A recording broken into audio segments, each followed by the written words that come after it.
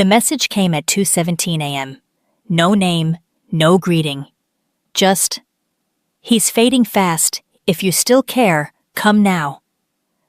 I stared at the screen until the words blurred, wondering if this was another one of Lydia's games, another way to remind me how far I'd fallen from the family orbit. But something about the phrasing, it didn't sound like her. It felt like a crack in the armor, a real voice slipping through. By noon the next day, I was standing in front of St. Alaric Medical Center, my childhood packed into a carry-on bag and a single photograph tucked between a notebook and my ID. The sky was that flat gray Midwestern kind of cold, just enough to remind you you're not welcome. Inside, the air was too clean, bleached, quiet, mechanical. I gave my name at the reception desk. The nurse glanced at her screen, blinked, then scrolled. "I'm sorry," she said. "You're not on the approved visitor list." For a second, I thought maybe she had the wrong file. I spelled it out again, first name, last. Her eyes didn't change. "But I'm his daughter." She gave me that careful hospital smile. "I'm going to need you to wait here." That's when I saw her. Lydia coming down the hallway in a crisp black coat, like she'd stepped out of a boardroom and into a funeral. No emotion, just calculation. She didn't flinch when she saw me, just sighed, like I was a mess she had already cleaned once. "I told them not to let you in," she said flatly. "He doesn't want to see you." And just like that, I knew. I wasn't just being erased. I already had been. I didn't fight her.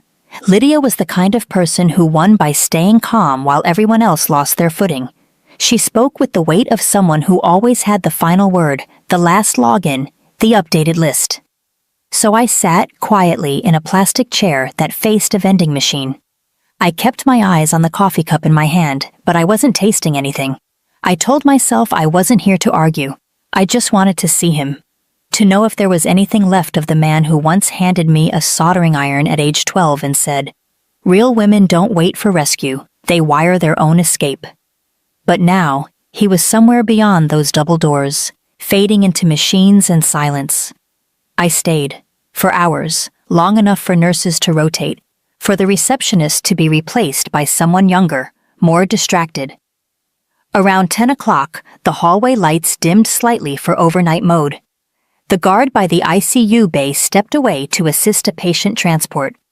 I didn't run, I just walked down the hall like I belonged, because part of me still did. The door to room 417 wasn't fully closed.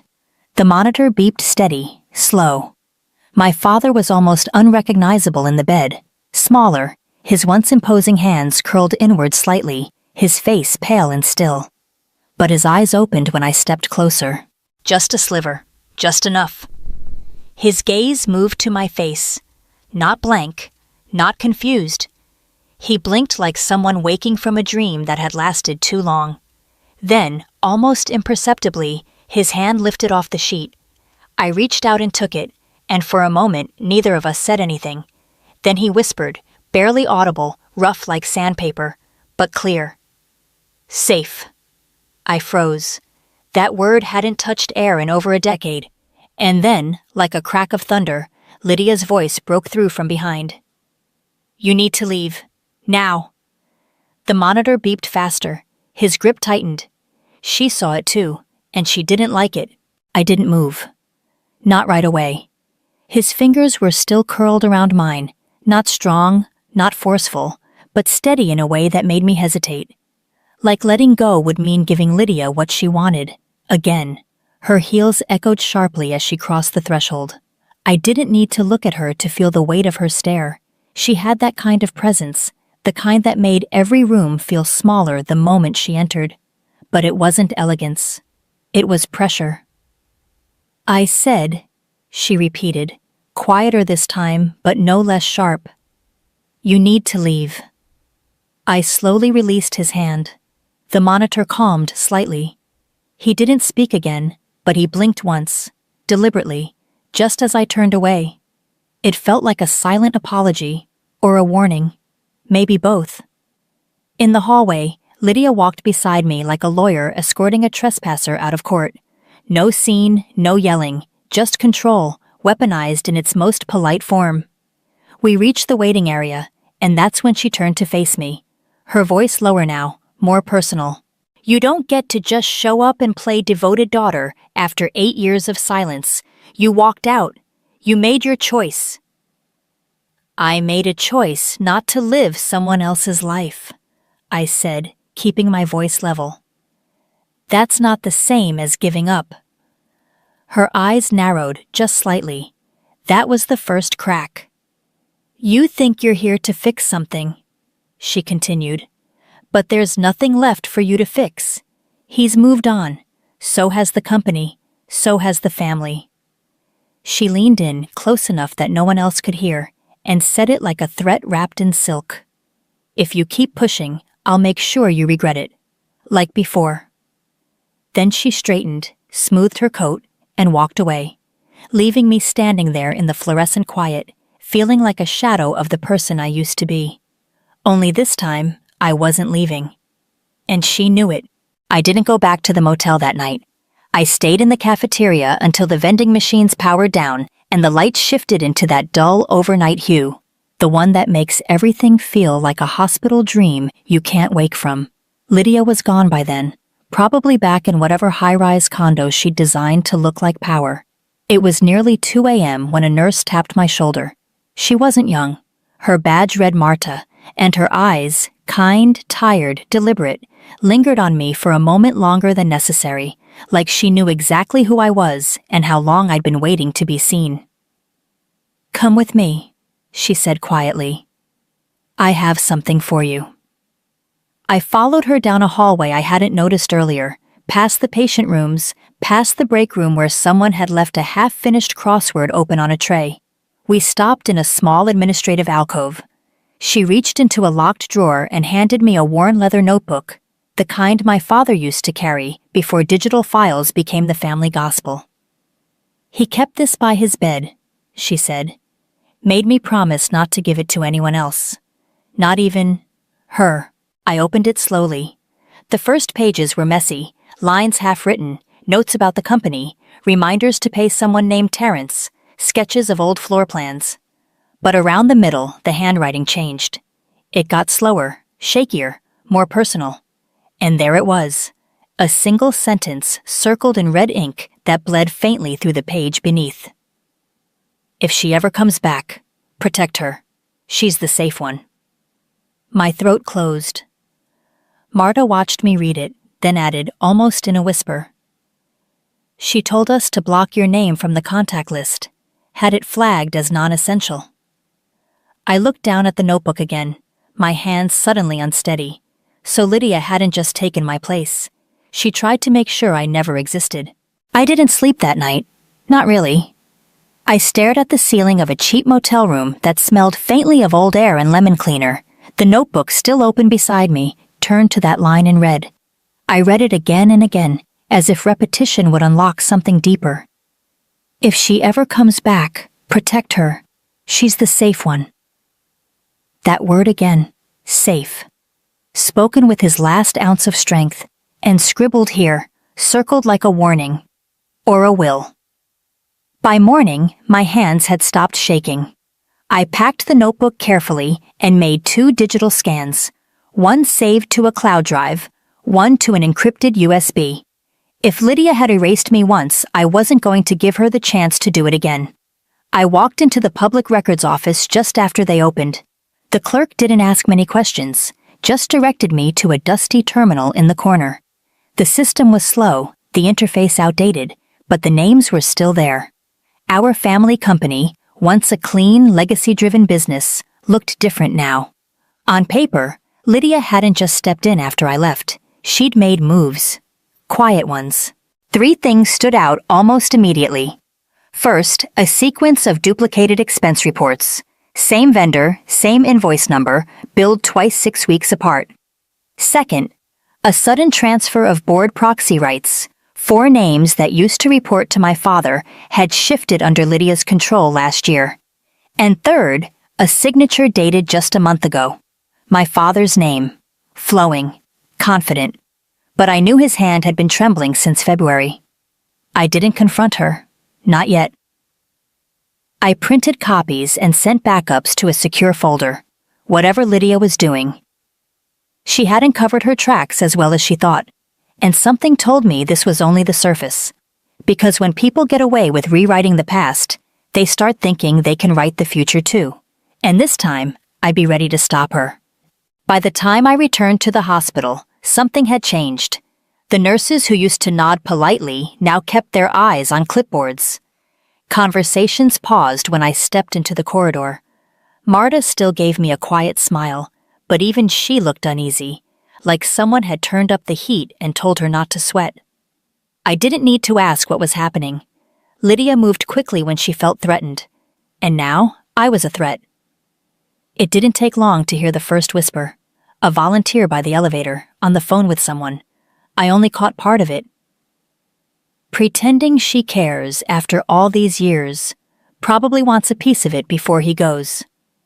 Then came the second, a cousin I hadn't seen since college, arriving with a casserole and a fresh blowout. She hugged Lydia and walked right past me. No eye contact, no hello. And the third was loud enough that it was meant for me. "She's just here for the money," Lydia said to a cluster of family friends gathered near the lounge, her tone wrapped in faux concern. It's sad, really, the way grief brings out opportunists. No one challenged her, not even the ones who should have known better. But someone did slip me a flash drive that evening. Michael, a cousin from the finance side. Quiet, careful, loyal to no one. He slid it across the armrest without looking at me and muttered, "I didn't see anything, but you might want to." Inside the file were internal reports, uneven transfers, missing approval chains. Names I recognized, numbers that didn't add up. And that night Marta pulled me aside again. "I checked his dosage records," she whispered. "They don't match the physician's orders. Someone changed them." That was the moment I stopped wondering if Lydia had gone too far, because now it wasn't just about inheritance or legacy. She wasn't just erasing me, she was accelerating his end. I hadn't stepped inside the estate in nearly a decade. The iron gate still creaked the same way, but the landscaping had changed, cleaner, colder. Like someone had edited out everything that made it a home and replaced it with something curated for photographs. The front door recognized the code. Lydia never changed it, and that told me everything I needed to know about how invincible she believed she was. Inside, the walls were repainted in ash gray and pearl white. The scent of furniture polish clung to the air, but the silence was louder. Gone were the photographs of childhood birthdays, the antique clock that once chimed at uneven intervals, the faded art projects clipped to the fridge like they mattered. I climbed the stairs and walked into my old room. It was technically still mine, though it had been stripped of softness and replaced with neutral decor, like a guest room no one expected to use. But one thing remained. On the closet's top shelf, shoved behind a stack of holiday linens, sat the old Sony camcorder. Dusty, untouched, labeled in my father's handwriting. Safe harbor, age 13. I charged it in the hallway, sitting on the floor like a child again. When it flickered on, I skipped past old birthday songs, science fairs, shaky footage of me trying to ride a bike with one hand. Then I found it. The angle was strange, probably left recording by accident, but the audio was clear. My father's voice, low and unguarded. "She's the one," he said. "This one carries my legacy, whether she wants it or not." He wasn't talking to the camera. He was talking to someone off screen. Maybe Lydia, maybe himself. But it didn't matter. What mattered was that he'd said it out loud. Back then, before the silence, before the lies.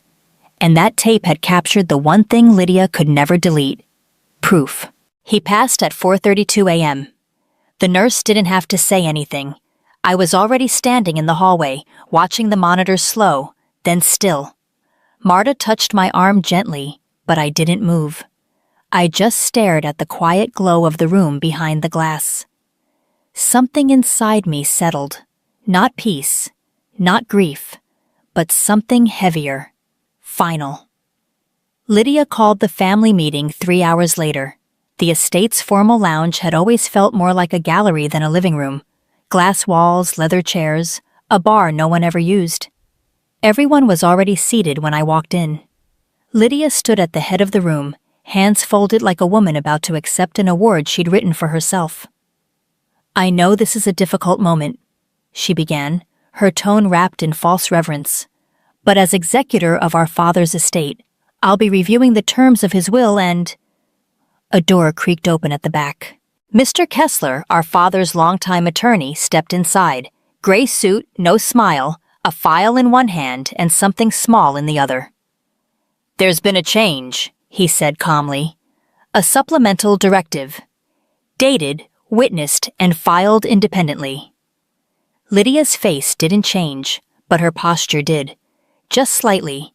Just enough for me to see it. "There's also a video," he added. Someone turned off the lights. The screen lit up, and there he was. My father, seated in his armchair, the same cardigan, the same living room window glowing behind him. "If Claire returns before I die," he said slowly, voice steady, "know this. She is my rightful successor. Lydia forged documents behind my back. I've corrected what I can. I leave everything in Claire's care." Silence followed. Not the awkward kind. The kind that says nothing will ever be the same again. And in that moment, no one looked at Lydia. They were all looking at me. Lydia didn't speak. For the first time since I arrived, she had nothing rehearsed, nothing weaponized in her tone. She just stood there, frozen in the half-light of the projector screen, like a portrait of someone who just realized the walls were made of glass. A few relatives stood. A cousin excused herself in a whisper. Someone else followed. No one dared to make eye contact with her, and no one looked at me with pity anymore. That was gone. Mr. Kessler stepped forward, holding the same thick envelope he'd entered with. He placed it gently on the coffee table between us, his voice steady but firm. "This," he said, "is the override directive, signed 3 months ago, witnessed by 2 outside parties, notarized. He knew what he was doing, and he made sure no one could undo it." I didn't reach for it. Not yet. He turned to Lydia next, professional, unflinching. "You were never granted legal executor status. The earlier documents you submitted are under review for forgery. Any attempt to act on them moving forward will be considered a breach." Still, she said nothing. And then Kessler did something small, but irreversible. He pulled out the leather notebook, the one Marta had slipped into my hands, the red circle still visible on the page. He flipped it open, tapped the line, and said, "His handwriting. Verified, independent analysis confirms it, dated in accordance with his medical evaluations. There's no ambiguity here." I finally stepped forward, picked up the envelope, and slipped it into my bag. I didn't gloat. I didn't smile. I didn't need to, because the silence wasn't mine to carry anymore. For the first time in years, the truth wasn't something I had to defend. It was something that stood on its own. And Lydia, who once rewrote the story, had finally lost control of the ending. 3 days after the meeting, 2 men in plain suits showed up at the estate office. No drama, just credentials, a clipboard, and calm authority. They introduced themselves as investigators from the Department of Finance and Legal Compliance. Their questions weren't vague. They knew what they were looking for. The office staff looked stunned. One assistant made the mistake of texting Lydia mid-interview. She showed up 20 minutes later, heels sharp, face colder than usual. But this time, her words didn't land. The men weren't here to listen. They were here to document. The next day, a formal notice arrived, a court-issued freeze order. All of Lydia's accounts, personal, corporate, discretionary, locked, access revoked, immediate audit initiated. The memo was clear: suspected forgery, financial manipulation, and breach of fiduciary duty. It turned out the forged documents in my father's name weren't isolated. Lydia had used similar tactics in high-risk investments, falsifying board approvals and backdating electronic signatures. Transactions that had once slipped through the cracks now formed a paper trail, a clean one, leading straight to her. The company released a public statement within 48 hours. Lydia was being removed from all corporate authority pending investigation. Her name disappeared from the leadership page like it had never been there.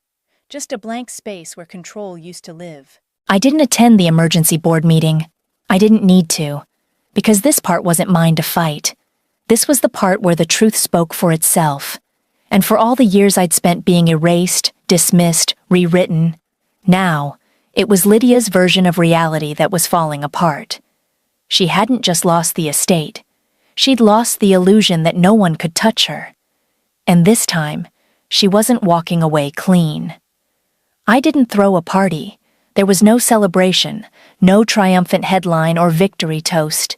Instead, I walked back into the hospital wing where it all began, not as a visitor desperate for approval, but as someone carrying the weight of something real.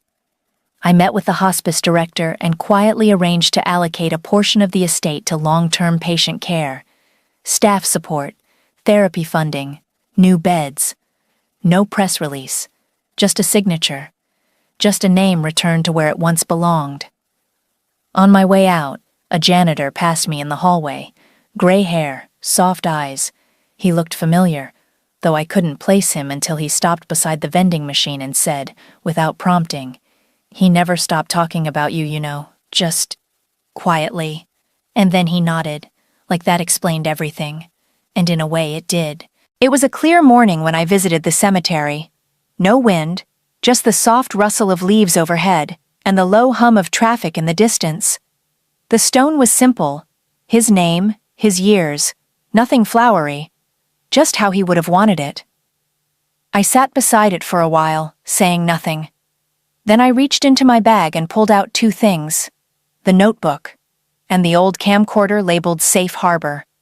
I placed them gently at the base of the headstone, weatherproofed, sealed, meant not to last forever, but long enough.